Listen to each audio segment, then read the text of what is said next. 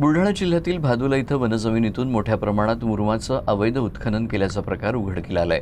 या प्रकरणी वनविभागानं कारवाई करत तिघांना अटक केली असून सुमारे 19,50,000 रुपयांचा मुद्देमाल जप्त केला आहे। गौण खनिजांच्या अवैध उत्खननाचं जाळं आता थेट वनजमिनीपर्यंत पोहोचल्याचं भादोला येथील कारवाईतून समोर आलंय। बुलढाणा परिक्षेत्रातील भादोला वन बीटमध्ये मुरुमाचं बेकायदेशीर उत्खनन आणि वाहतूक सुरू असल्याची माहिती वनविभागाला मिळाली होती। या माहितीच्या आधारे उपवनसंरक्षक जमीर शेख यांनी तातडीनं कारवाईचे आदेश दिले। तपासादरम्यान गावात नव्यानं बांधण्यात आलेल्या सिमेंट रस्त्याच्या साईड पट्ट्यांसाठी वनक्षेत्रातून मुरुमाचं उत्खनन करण्यात आल्याचं निष्पन्न झालंय।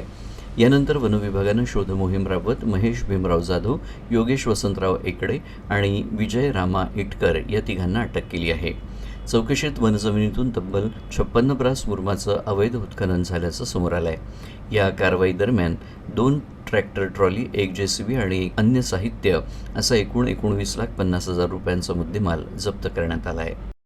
बुलढाणा वन विभागाअंतर्गत बुलढाणा वन परिक्षेत्रातील बुलढाणा वर्तुळातील भादोला बीटमध्ये फॉरेस्ट कंपार्टमेंट नंबर 523 मध्ये काही ठिकाणी अवैध उत्खनन होत असल्याची माहिती मिळाल्यावरून वन परिक्षेत्राधिकारी बुलढाणा यांच्यासह त्या ठिकाणी गेले असता त्या ठिकाणी अवैध उत्खनन झालेले दिसून आले। सदर ठिकाणी 3 ट्रॅक्टर आणि 1 JCB हा जप्त करण्यात आला।